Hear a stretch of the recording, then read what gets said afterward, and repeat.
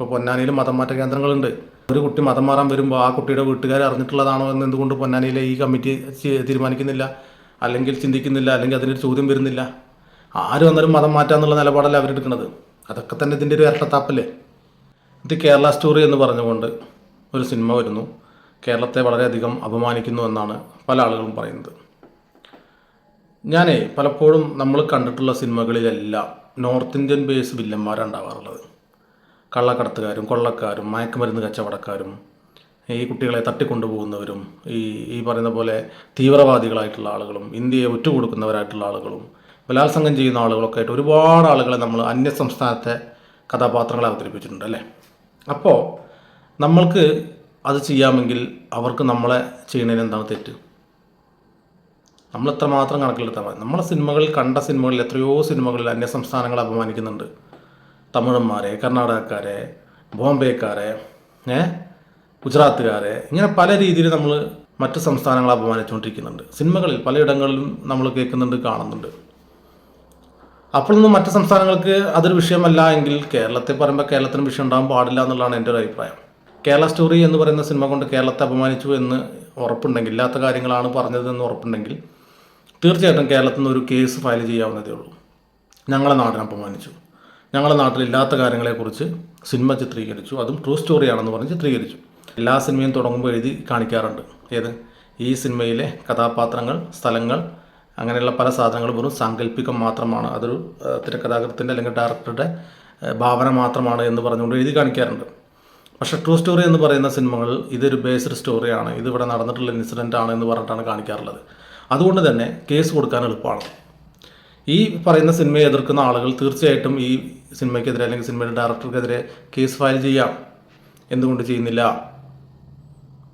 ഇത് വെറുതെ ശബ്ദമുണ്ടാക്കുകയാണ്. ഇപ്പോൾ പിണറായി വിജയനായാലും ഭയങ്കരമായിട്ട് രോഷം കൊള്ളുന്ന കേട്ടു സിനിമയ്ക്കെതിരെ. പുള്ളിക്കാരുടെ മുഖ്യമന്ത്രിയാണ്, പുള്ളിക്കാരൻ ഭരിക്കുന്ന നാടിനെയാണ് അപമാനിച്ചത്. എന്തുകൊണ്ട് പുള്ളിക്കാരന് കേസ് ഫയൽ ചെയ്തുകൂടാം? ഈ ഡയറക്ടർ നമ്മുടെ കേരളത്തെ അപമാനിച്ചു, എല്ലാ കഥകൾ പ്രചരിപ്പിച്ചു എന്ന് പറഞ്ഞുകൊണ്ട് കേസ് കൊടുത്തൂടെ? എന്തുകൊണ്ട് കൊടുക്കുന്നില്ല?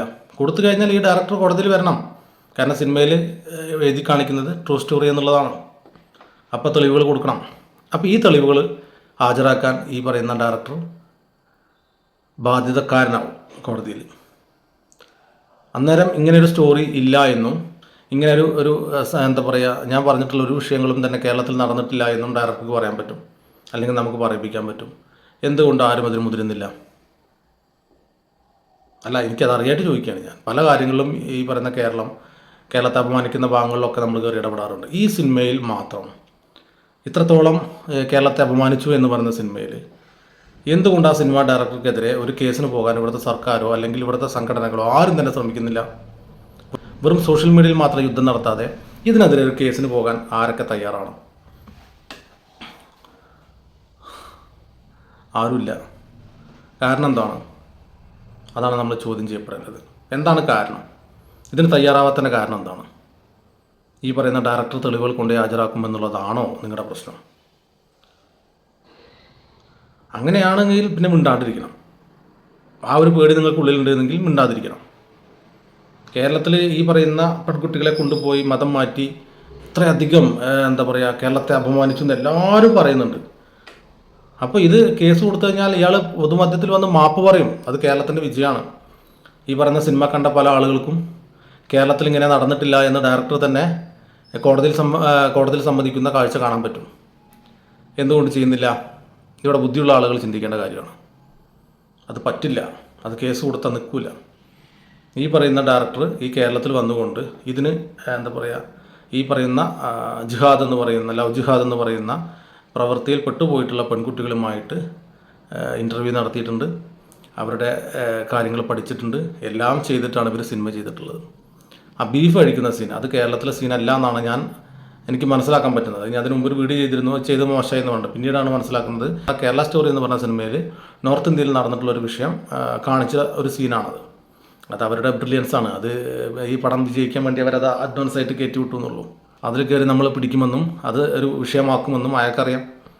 അയാളെ കൃത്യമായിട്ട് ചെയ്തു. അതിൽ കയറി നമ്മളെല്ലാവരും കൊത്തി കൃത്യമായിക്കൊണ്ട് അയാളുടെ എന്താ പറയുക വലിയൊരു എന്താ പറയുക പബ്ലിസിറ്റി ആ സിനിമയ്ക്ക് ഇയാൾ വാങ്ങിയെടുത്തു. പക്ഷേ കേസ് കൊടുക്കാൻ പോയി കഴിഞ്ഞാൽ ചിലപ്പോൾ നമ്മൾ പൊട്ടന്മാരായി മാറും. കാരണം എന്താണ്, ഇതിൻ്റെ സംവിധായകൻ ട്രൂ സ്റ്റോറി എന്ന് പറഞ്ഞു തുടങ്ങിയ സിനിമയാണ്.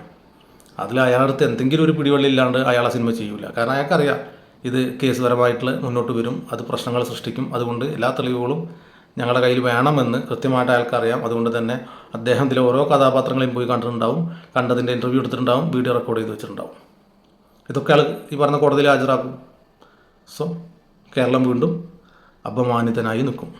കേരളത്തിൽ ഒരുപാട് തെറ്റുകൾ പറ്റുന്നുണ്ടെന്നേ, ഒരുപാടുണ്ട്. നമ്മളത് സമ്മതിച്ചു കൊടുത്തേ പറ്റൂ. ഈ ലവ് ജിഹാദ് എന്ന് പറയുന്ന പോലെ തന്നെ മുസ്ലിം പെൺകുട്ടികളെ ഹിന്ദുവാക്കി കൊണ്ടുപോകുന്ന ചക്കന്മാരുമില്ലേ, ഹിന്ദുക്കളില്ലേ? ഈ പറഞ്ഞ ഖുർആനും ഈ പറയുന്ന എല്ലാം പാരായണം ചെയ്തുകൊണ്ടിരുന്ന കുട്ടിയെ ഒരു സുപ്രാത്തിൻ്റെ രാമായണം കൊടുത്ത് വായിപ്പിക്കുന്ന ആളുകളില്ലേ? പർദ്ദ ഇട്ടുകൊണ്ട് കിടന്ന ഒരു പെൺകുട്ടിയെ ഒരു സുപ്രാത്തിൽ സാരി ഉടുപ്പിച്ച് അല്ലെങ്കിൽ ഈ പറഞ്ഞ ചുരിദാർ ഉടുപ്പിച്ച് നെറുകിൽ കുങ്കുമവും നെറ്റിയിൽ പൊട്ടുവിട്ട് നടത്തിക്കുന്ന ആളുകളില്ലേ? വളരെ ന്യൂനപക്ഷമായിട്ടുള്ള ആളുകൾ നമ്മുടെ നാട്ടിൽ തെറ്റ് ചെയ്യുന്നുണ്ട്. എല്ലാ മതങ്ങളിലും ഉള്ള ആളുകളാണ് ഇവർ വളരെ ന്യൂനപക്ഷമാണ്. അപ്പോൾ ആ തെറ്റ് ചെയ്തിട്ടില്ല എന്ന് നമ്മൾ പറയുമ്പോൾ, അല്ലെങ്കിൽ ഇതിനെതിരെ നമ്മൾ ഈ തെറ്റ് ചെയ്ത ഒരു വിഷയം കാണിക്കുമ്പോൾ അതിനെതിരെ നമ്മൾ നിൽക്കുമ്പോൾ തെറ്റ് ചെയ്യാൻ വീണ്ടും വീണ്ടും നമ്മൾ അവരെ പ്രേരിപ്പിച്ചുകൊണ്ടിരിക്കുകയാണ്. അവരെ നമ്മൾ ഒറ്റപ്പെടുത്തുന്നില്ല. അതൊരു വലിയ പ്രശ്നമല്ലേ? നിങ്ങൾ ഈ കൊടുക്കുന്ന സപ്പോർട്ട്, നിങ്ങൾ ഈ പറയുന്ന അപജ്ഞതയോടുകൂടി തള്ളിക്കളയുന്ന ഈ വിഷയം ഈ നാട്ടിൽ നടക്കുന്നുണ്ട് എങ്കിൽ ആ തെറ്റിനെ വീണ്ടും വീണ്ടും ചെയ്യിപ്പിക്കാനുള്ളൊരു പ്രേരണ കൂടിയല്ലേ നമ്മൾ ചെയ്യുന്നത്, അല്ലേ? അതെന്തുകൊണ്ട് നമ്മൾ മനസ്സിലാക്കുന്നില്ല? രാഷ്ട്രീയക്കാർ അവരുടെ ഇലക്ഷന് വേണ്ടിയിട്ട് പല കാര്യങ്ങളും പറയും. നമുക്ക് സ്വബോധമുള്ള ആളുകളല്ലേ, നമുക്ക് ചിന്തിച്ചൂടെ? ഒരു തെറ്റ് ചെയ്തു എന്ന് പറയുന്ന വിഷയത്തെ നമ്മൾക്കത് അറിയാതെ നമ്മളതിനെ എതിർക്കുകയാണ്. നമ്മൾ നാടങ്ങനെ തെറ്റ് ചെയ്യില്ല എന്നുള്ളൊരു പൂർണ്ണ ബോധ്യം ഉള്ളിൽ വെച്ചുകൊണ്ട് നമ്മൾ പ്രവർത്തിക്കുകയാണ്. പക്ഷെ അത് വളരെ ന്യൂനപക്ഷമായിട്ടുള്ള ഈ തെറ്റുകാർക്ക് വീണ്ടും വീണ്ടും തെറ്റ് ചെയ്യാനുള്ള അവസരങ്ങളല്ലേ സൃഷ്ടിച്ചു കൊടുക്കുന്നത്, അല്ലേ? ഇപ്പോൾ ഈ ഒരു ഫോട്ടോ കണ്ട നിങ്ങൾ, മധ്യപ്രദേശിലെ ഒരു ഗ്രാമത്തിൽ, ഒരു മുസ്ലിം ഗ്രാമമാണ്. ആ ഗ്രാമത്തിൽ ഒരു പയ്യൻ ഇതുപോലൊരു ലവ് ജിഹാദ് നടത്തി. അതായത് ഒരു പെൺകുട്ടിയെ പ്രേമിച്ചുകൊണ്ട് ഈ പറയുന്ന പോലെ മതം മാറ്റാൻ ശ്രമിച്ചു. അത് കേസായി. ഈ കേസായ സമയത്ത് ആ നാട്ടുകൂട്ടം, അതായത് അവിടുത്തെ നാട്ടിലെ ജനങ്ങൾ മുഴുവൻ, ആ പഞ്ചായത്തിലെ ജനങ്ങൾ മുഴുവൻ കൂടിക്കൊണ്ട് ഒരു തീരുമാനമെടുത്തു. ഒരു മുസ്ലിം പഞ്ചായത്താണത്. ഈ വ്യക്തിയെ ഇനി മുതൽ ഈ പഞ്ചായത്തുമായിട്ട് യാതൊരു ബന്ധവുമില്ല. അവൻ്റെ അമ്മയെ കാണാൻ വരാനോ ഉപ്പയെ കാണാൻ വരാനോ അവൻ്റെ കുടുംബത്തെ ഒരാളെ കാണാൻ വരാൻ പോലും ഈ പഞ്ചായത്തേക്ക് പറ്റില്ല. അങ്ങനെ ഒരു നാട് ഒന്നടങ്കം ആ വ്യക്തിക്കെതിരെ തിരിഞ്ഞു. ഇവിടെ വളരെ സന്തോഷപൂർവ്വം ജീവിക്കുന്ന ഞങ്ങൾക്കിടയിൽ ആവശ്യമില്ലാതെ മതത്തിൻ്റെ പേരിൽ പ്രശ്നങ്ങൾ സൃഷ്ടിച്ച ആ വ്യക്തിയെ അവർ ആ നാട്ടിൽ നിന്നും പറഞ്ഞയച്ചു. അതല്ലേ ശരിക്കും ഒരു നല്ല നാട് ചെയ്യേണ്ട കാര്യം? സന്തോഷപൂർവ്വം ജീവിക്കുന്ന ജനങ്ങൾക്കിടയിൽ മതപരമായിട്ട് ഇതുപോലത്തെ ചില പ്രശ്നങ്ങൾ കൊണ്ടുവന്ന് ഒരു എന്താ പറയുക, മതസ്പർദ്ധയുടെ അന്തരീക്ഷം സൃഷ്ടിക്കുന്ന വ്യക്തികളെ നമ്മൾക്കിടയിൽ നിന്ന് അങ്ങ് ഒഴിവാക്കിയാൽ പോരെ? പകരം നമ്മൾ ചെയ്യണം എന്താണ്? അകമഴിഞ്ഞ് സപ്പോർട്ട് ചെയ്യുന്ന പോലെ ആ വിഷയത്തെ നമ്മൾ എതിർക്കണം. അപ്പോൾ നമ്മൾ ഈ തെറ്റ് ചെയ്യുന്ന ആളുകൾ, അല്ലെങ്കിൽ ന്യൂനപക്ഷമായിട്ട് നിൽക്കുന്ന തെറ്റുകാരായിട്ടുള്ള ആളുകൾ, അവർക്ക് വീണ്ടും വീണ്ടും ഇത് തെറ്റ് ചെയ്യാനുള്ള അവസരം ഉണ്ടായി കൊടുക്കണം. ഒരു ഹിന്ദു ഒരു മുസ്ലിം കുട്ടിയെ കൊണ്ടുവന്നുകൊണ്ട് മതം മാറ്റുമ്പോൾ ചോദ്യം ചെയ്യപ്പെടണം, നീ എന്തിനാണ് അവളെ മതം മാറ്റി? അവളിതുവരെ മാന്യമായിട്ടൊരു മതത്തിൽ ജീവിക്കുകയായിരുന്നില്ലേ?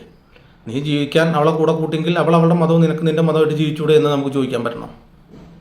അതുപോലെ തന്നെ ഒരു ഹിന്ദു പെൺകുട്ടിയെ കൊണ്ടുപോകുമ്പോൾ, ഒരു ക്രിസ്ത്യൻ പെൺകുട്ടിയെ കൊണ്ടുപോകുമ്പോഴും ഇതേ ചോദ്യങ്ങൾ ചോദിക്കാൻ അവിടുത്തെ ആളുകൾ തയ്യാറാവണം. അങ്ങനെ ആകുമ്പോഴാണ് ഈ നാടിന് നല്ലൊരു എന്താ പറയുക, ഒരു മതസൗഹാർദ്ദത്തിൻ്റെ കഥകൾ കുറേ വർഷം കൂടി പാടി ആടി നടക്കാൻ പറ്റുള്ളൂ. അല്ലെങ്കിൽ ഇതൊക്കെ വളരെ കുറച്ച് കാലത്തേക്കേ ഉണ്ടാവുള്ളൂ. കാരണം തെറ്റ് ചെയ്യുന്നവരുണ്ട് ഈ സമൂഹത്തിൽ. അതില്ലാന്ന് പറയാൻ എനിക്കോ നിങ്ങൾക്കോ സാധ്യമല്ല. അതാണ് ഞാൻ പറഞ്ഞത്, തെറ്റ് ചെയ്യുന്ന വളരെ കുറച്ച് ന്യൂനപക്ഷമായിട്ടുള്ള ആളുകൾ, എല്ലാ മതത്തിലും പെട്ട ആ ആളുകളെ നമ്മളങ്ങ് ഒതുക്കി നിർത്താൻ തീരുമാനിച്ചു കഴിഞ്ഞാൽ പിന്നെ ഈ പ്രശ്നമില്ലല്ലോ. പകരം എൻ്റെ കേരളത്തിൽ അങ്ങനെ സംഭവിക്കില്ല, എൻ്റെ കേരളം അങ്ങനെ ചെയ്യില്ല, എൻ്റെ കേരളത്തിലെ ആളുകൾ ഇതുപോലത്തെ കാര്യങ്ങൾ ചെയ്യില്ല എന്ന് പറഞ്ഞുകൊണ്ട് പബ്ലിക്കിൽ ഇറങ്ങി അവർക്ക് കൊടുക്കുന്ന ഈ ഒരു സപ്പോർട്ട് അവർ വീണ്ടും വീണ്ടും വീണ്ടും വീണ്ടും തെറ്റുകൾ ചെയ്തുകൊണ്ടേയിരിക്കും. പകരം ഈ മധ്യപ്രദേശിലെ ഈ ഒരു ഗ്രാമം എടുത്ത തീരുമാനം പോലെ നമ്മളെടുക്കുകയാണെങ്കിൽ ഈ തെറ്റുകൾക്കൊരു അവസാനം ഉണ്ടാവും. ഇല്ല എങ്കിൽ ഇത് തുടർക്കഥയായിട്ട് പോയിക്കൊണ്ടേയിരിക്കും. ഞാൻ വീണ്ടും പറയുന്നു, കേരള സ്റ്റോറി എന്ന് പറയുന്നത് ഒരു ഫേക്ക് സ്റ്റോറിയാണ് എങ്കിൽ ഇവിടെയുള്ള ആളുകൾക്ക് തന്നെ ഇതിനെതിരെ കേസിന് പോകാം.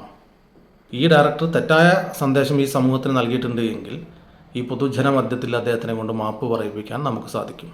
അതിലൂടെ കളങ്കപ്പെട്ട നമ്മുടെ പേര് നമുക്ക് തിരിച്ചെടുക്കാനും സാധിക്കും. അല്ല, ഇദ്ദേഹം ചെയ്തതിൽ എന്തെങ്കിലും സത്യമുണ്ട് എങ്കിൽ, അല്ലെങ്കിൽ അങ്ങനെ സത്യം ഉണ്ടാകാൻ സാധ്യതയുണ്ട് എങ്കിൽ ആ വക പരിപാടിക്കൊന്നും പോകാതെ മിണ്ടാതിരിക്കുന്നതാണ് നല്ലത്. എന്തായാലും പുള്ളിക്കാരൻ പൊട്ടനാവില്ല എന്നാണ് എൻ്റെ വിശ്വാസം. ഇതുപോലൊരു സിനിമ ചെയ്യുമ്പോൾ അതിൻ്റേതായിട്ടുള്ള പ്രശ്നങ്ങൾ നേരിടേണ്ടി വരുമെന്ന് പുള്ളിക്കാരൻ അറിയാം. അതുകൊണ്ട് തന്നെ പുള്ളിക്കാരൻ അതിൻ്റെ ഓരോ തെളിവുകളും നിരത്തിക്കൊണ്ട് കോടതിയിൽ വാദിക്കും. സോ നമ്മൾ ചെയ്യേണ്ടത് മിണ്ടാതിരിക്കുക എന്നുള്ളതാണ് ഏറ്റവും ബെറ്റർ. ഉള്ള കാര്യം പറയാമല്ലോ, ഇതിന് നമ്മൾ തമ്മിൽ തട്ടിയിട്ടൊന്നും കാര്യമില്ല. ഇങ്ങനെയൊക്കെ കേരളത്തിൽ നടന്നിട്ട് നിങ്ങൾക്കറിയാം. സിറിയയ്ക്കും അവിടേക്കൊക്കെ ആളുകളെ കൊണ്ടുപോയിട്ടുണ്ട് എന്നുള്ളത് നിങ്ങൾക്കൊക്കെ അറിയുന്ന കാര്യങ്ങളല്ലേ.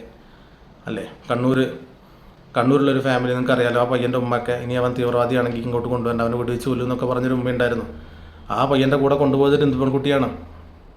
ഇവിടുത്തെ ക്രിസ്ത്യൻ പെൺകുട്ടികളെയാണ് മതം മാറ്റി കൊണ്ടുപോയിട്ടുള്ളത്. ഇവിടുത്തെ ഒരു മുസ്ലിമായിട്ടുള്ള പെൺകുട്ടിയെയും അവരാരും സിറിയയ്ക്കോ മറ്റേക്കോ കടത്തിയിട്ടില്ല. മറ്റു മതങ്ങളിൽ നിന്നും മതം മാറ്റപ്പെട്ട കുട്ടികളെ, അല്ലെങ്കിൽ പ്രേമിച്ചുകൊണ്ട് മതം മാറ്റിയ കുട്ടികളെയാണ് ഇവരിതിന് ഉപയോഗിച്ചിട്ടുള്ളത്. അപ്പോൾ ആ കഥ പറയുമ്പോൾ വളരെ ന്യൂനപക്ഷമായിട്ടുള്ള ഈ തെറ്റുകാരെ നമ്മൾ സപ്പോർട്ട് ചെയ്യാതിരിക്കുക. അങ്ങനെ വല്ലതും നടന്നിട്ടുണ്ടെങ്കിൽ നാടുകളിൽ, എല്ലാ നാടുകളിലും ഇതുപോലത്തെ വിഷയങ്ങൾ നടക്കുന്നുണ്ടെങ്കിൽ അതിനെതിരെ നമ്മളൊരു ക്യാമ്പയിൻ നടത്തുക. വളരെ കൃത്യമായിക്കൊണ്ട് എല്ലാ മതസ്ഥരും ചേർന്നുകൊണ്ട് ഇങ്ങനെ തെറ്റ് ചെയ്യുന്നവരെ നമ്മൾ എന്ത് ചെയ്യണം? മാറ്റി നിർത്തുക, അതിൽ നിന്ന് തടയുക. അതാണ് നമ്മൾ ചെയ്യേണ്ടത്. ഇവിടെ പല ആളുകളും മതത്തിലോട്ട് ആളെ കൂട്ടിക്കൊണ്ടുവരുമ്പോൾ പുറത്ത് വന്നുകൊണ്ട് മതേതരം പറയുകയും ചെയ്യും, ഉള്ളിലൂടെ സഹായം ചെയ്തു കൊടുക്കുകയും ചെയ്യും. അതാണ് സത്യത്തിൽ കേരളത്തിലെ ആളുകളുടെ സ്വഭാവം. അതൊക്കെ ഒന്ന് മാറ്റി വെച്ചിട്ട് മറ്റു മതക്കാരെ, മറ്റ് കുടുംബങ്ങളെ വിഷമിപ്പിക്കുന്ന രീതിയിലുള്ള കാര്യങ്ങൾ ഈ നാട്ടിൽ ചെയ്യാൻ പാടില്ല, അല്ലെങ്കിൽ ചെയ്യാതിരിക്കാനുള്ള വഴികൾ നമ്മൾ ഉണ്ടാക്കുകയാണ് ചെയ്യേണ്ടത്. അതല്ലേ നമ്മൾ ചെയ്യേണ്ടത്. ഒന്നുമില്ലാതെ ഒരാൾ ട്രൂ സ്റ്റോറി എന്ന് പറഞ്ഞുകൊണ്ടൊരു സിനിമ ചെയ്യൂ. നിങ്ങളൊന്ന് ആലോചിച്ച് നോക്ക്. എത്ര തന്നെ നമ്മൾ അതിനെതിരെ പറഞ്ഞാലും കുറച്ചെങ്കിലും കോമൺ സെൻസ് ഉണ്ടെങ്കിൽ നമുക്ക് ആലോചിച്ചാണൂടെ. എന്തെങ്കിലും അയാളെ കയ്യിലില്ലാണ്ട് അയാൾ ചെയ്യില്ല. കാരണം ഇതിനെതിരെ കേരളം പ്രതികരിക്കുമെന്നുള്ളത് അയാൾക്കറിയാലോ. എന്നിട്ടും അയാൾ ചെയ്യാൻ ധൈര്യപ്പെട്ടിട്ടുണ്ട് എങ്കിൽ കോടതിയിൽ വന്ന് നിൽക്കാൻ അയാൾക്ക് ബുദ്ധിമുട്ടില്ല എന്നുള്ളത് കൊണ്ടാണ്, അല്ലെങ്കിൽ അയാൾക്ക് അതിൻ്റെ തെളിവുകൾ അയാളുടെ കയ്യിലുണ്ട് എന്നുള്ളത് കൊണ്ടാണ്. അപ്പോൾ അതും കൂടി നമ്മളൊന്ന് മനസ്സിലാക്കണം. അപ്പം നമ്മൾ ചെയ്യേണ്ടത് മധ്യപ്രദേശിലെ ഈ ഫാമിലിയെ പോലെ തെറ്റ് ചെയ്തവരെ നമ്മൾ പുറങ്കാലിട്ട് ചവിട്ടി ഓടിക്കണം. അതിന് നമ്മൾ തയ്യാറാവുന്ന കാലത്ത് ഈ നാട് നന്നാവും. ഇല്ലെങ്കിൽ ഇങ്ങനെ കഥകൾ പലതും വരും, നമുക്ക് ഭയങ്കര ബുദ്ധിമുട്ട് തോന്നും, പല പ്രശ്നങ്ങളും വരും.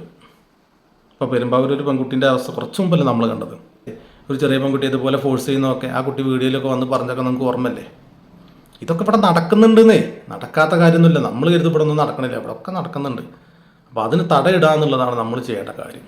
അല്ലാതെ സപ്പോർട്ട് കൊടുക്കല്ല ചെയ്യേണ്ടത്. അല്ലാതെ എൻ്റെ കേരളം അത് ചെയ്യില്ല എന്ന് പറഞ്ഞ് അകം കഴിഞ്ഞ് അങ്ങ് വിശ്വസിക്കല്ല വേണ്ടത്. കേരളത്തിൽ തെറ്റ് പറ്റുന്നുണ്ട് എങ്കിൽ അത് ചർച്ചയാവും. കാരണം കേരളം മതസൗഹാർദ്ദത്തിന് ഏറ്റവും പേര് കേട്ടൊരു സ്ഥലമാണ്. അപ്പോൾ ആ സ്ഥലം ഇതുപോലത്തെ കാര്യങ്ങളിൽ മുൻപന്തിയിൽ നിൽക്കുന്നുണ്ട് എന്ന് പറയുമ്പോൾ അതിനെടുത്തിട്ട് കുടയാനും സംസാരിക്കാനും അല്ലെങ്കിൽ അതിനെ മറ്റുള്ളവരിലോട്ട് എത്തിക്കാനും 100 പേര് 1000 പേരുണ്ടാവും. അപ്പോൾ അതിനുള്ള അവസരം കേരളം ഉണ്ടാക്കി കൊടുക്കാതിരിക്കുക എന്നുള്ളതാണ് ആദ്യം ചെയ്യേണ്ടത്. അതിന് നമ്മുടെ മനസ്സ് നല്ലതാവണം.